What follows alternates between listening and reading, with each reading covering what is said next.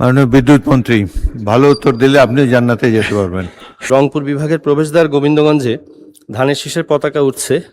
4টি আসনে 19টি 4টি জেলা 19টি আসনের মধ্যে আমি সংখ্যালঘু ধানের শীষ, আগেও বলেছি। মাননীয় স্পিকার, আমাদের এখানে অনেক মাননীয় সদস্য আছেন যারা গারো পাহাড়ের পাদদেশে তাদের আসন, কেউ কালো রঙের পাদদেশে। আমাদের ওখানে একটা কাহাওয়াত আছে, একটা কথা আছে যে আমাদের আসনটা নাকি জান্নাতের পাদদেশে। কেন বলে জানি না, তো বলতে চাচ্ছিলাম এই জন্যই, এটা আসলে এরকম হয় না। আমাদের ওখানে কাছাকাছি মহস্থানগড়ে বিপিজিসি বাংলাদেশ পাওয়ার গ্রিড কোম্পানির সাবস্টেশন আছে, এদিকে পলাশবাড়িতে আছে, কিন্তু আমাদের এই গোবিন্দগঞ্জের অবহেলিত এই 4,70,000 ভোটার, প্রায় 6 লক্ষ অধিবাসীর জন্য বিপিজিসির কোনো সাবস্টেশন নাই।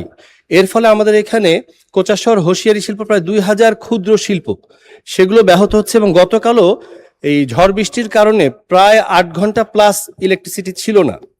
তো আমি একটু আমার মাননীয় বিদ্যুৎ মন্ত্রী মহোদয়কে বলতে চাই, আমাদের এই কথিত জান্নাতের পাদদেশে সংখ্যালঘু ধানের শীষ আমার এই অবহেলিত গোবিন্দগঞ্জে বিপিজিসি একটি সাবস্টেশন করা হবে কিনা। মাননীয় স্পিকার, আপনাকে ধন্যবাদ। মাননীয় বিদ্যুৎ মন্ত্রী, ভালো উত্তর দিলে আপনি জান্নাতে যেতে পারবেন। গোবিন্দগঞ্জ তো জান্নাতই হবে আপনার, কেননা গোবিন্দগঞ্জ আমার নানার শ্বশুর বাড়ি। তো আমি মাননীয় সংসদকে বলতে চাই যে আপনার পিজিসিবি হচ্ছিল ট্রান্সমিশন লাইন নির্মাণ করে, এবং এই ট্রান্সমিশন লাইন হাই ভোল্টেজের লাইন হয় আপনার।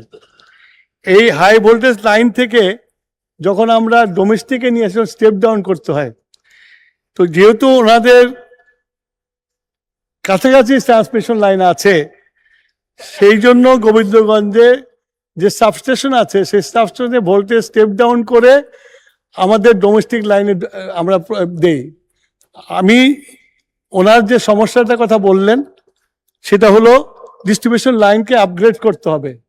তা আমি নোট করলাম, কালকেই ওনার এলাকাতে যদি কোনো সমস্যা থাকে সেটাকে উন্নত করার জন্য কাজ হাতে নেব। ধন্যবাদ মাননীয় স্পিকার।